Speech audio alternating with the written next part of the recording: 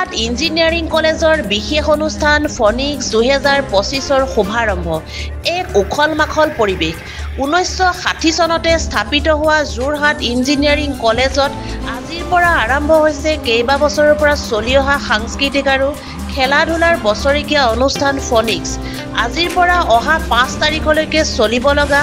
এই অনুষ্ঠানত অহা 4 তাৰিখৰ সাংস্কৃতিক সন্ধ্যাত উপস্থিত থাকিব জনপ্ৰিয় গায়ক নীল আকাশ 5 ফেব্ৰুৱাৰীৰ সাংস্কৃতিক অনুষ্ঠানত উপস্থিত থাকিব বলিউডৰ সফলতম গায়ক অৰ্জুন কৰোণক আৰু টিম ডিজে মনিকা ষ্টাৰ্লিং ইণ্টাৰনেশ্যনেলৰ সাংস্কৃতিক সম্পাদক কল্লোল জ্যোতিনাথ আৰু সাধাৰণ সম্পাদক বিশাল কাশ্যপ শিক্ষাৰ্থী আকাশ জ্যোতিনাথে এই অনুষ্ঠানটোৰ বাবে সকলো ছাত্ৰ-ছাত্ৰীৰ পৰা সহযোগ আশা কৰিছে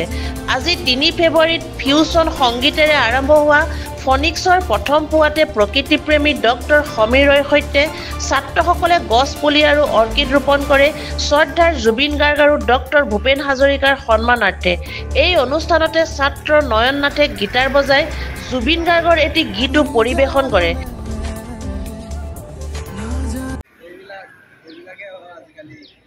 ফিনিক্স 2025লৈ স্বাগতম আজি কেইবা বছৰৰ পৰা যোৰহাট ইঞ্জিনিয়াৰিং কলেজত এটা এনুৱেল কালচাৰেল ফেষ্ট ফিনিক্স পাতি অহা হৈছে এই বছৰো তাৰ ব্যতিক্ৰম নহয় ইয়াত আচলতে ইঞ্জিনিয়াৰিং কলেজ হিচাপে সকলো ছাত্ৰ ছাত্ৰীয়ে নিজৰ প্ৰতিভা বিকাশৰ বাবে সুযোগ পায় আৰু বিভিন্ন বাহিৰৰ আৰ্টিষ্টো আহে আৰু ইয়াত পৰিৱেশন কৰেহি সেইবাবে সকলো যোৰহাটবাসীকে আমি আমন্ত্ৰণ জনাইছোঁ ফিনিক্সত এবাৰ আহক চাওকহি ধন্যবাদ